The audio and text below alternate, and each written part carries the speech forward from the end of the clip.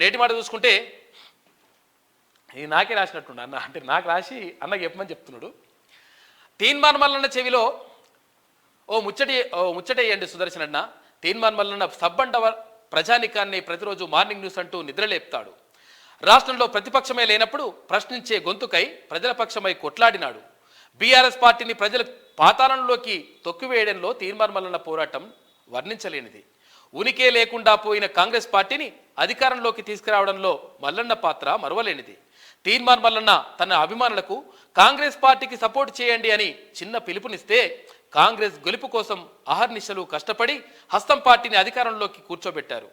తీన్మార్ మల్లన్న అంటేనే పేద ప్రజల బాగోగులు కోరే మనిషి అని తనను నమ్ముకునే జనం లక్షల్లో ఉంటారు.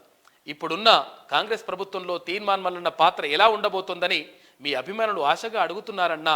కాబట్టి తీన్మార్ మల్లన్న చెవిలో ఈ ముచ్చట చెప్పన్నా అని చెప్పి సుదర్శన్ అన్న అని చెప్పేసి పెద్దపల్లి రాజన్న ఒక నేటి మాటను రాసిండు. నిజంగా కూడా తీన్మార్ మల్లన్నకు ఏంటి అసలు యాక్చువల్గా విషయం ఏంటంటే కొందరు వ్యక్తుల ద్వారా కొన్ని వ్యక్తిత్వాల ద్వారా కొన్ని పదవులకు వన్నె లభిస్తుంది.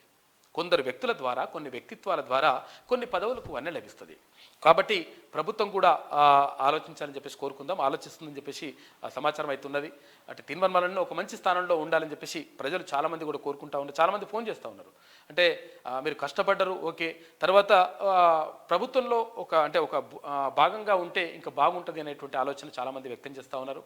తర్వాత కొంతమంది ఎంపీ కావాలని చెప్పేసి, అంటే తీన్మార్ మల్లన్న లోక్సభ స్థానం నుంచి పోటీ చేస్తే బాగుంటుందని చెప్పేసి కొంతమంది అంటా ఉన్నారు. కొంతమంది ఇంకా మంచి ఉన్నతమైనటువంటి పదవుల్లో ఉంటే బాగుంటుంది, పోర్ట్ఫోలియోలో అట్లా ఉంటే బాగుంటుందని చెప్పేసి కొంతమంది అభిప్రాయం వ్యక్తం చేస్తూ ఉన్నారు. ప్రభుత్వం మంచి నిర్ణయమే తీసుకుంటుందని చెప్పేసి కోరుకుందాం.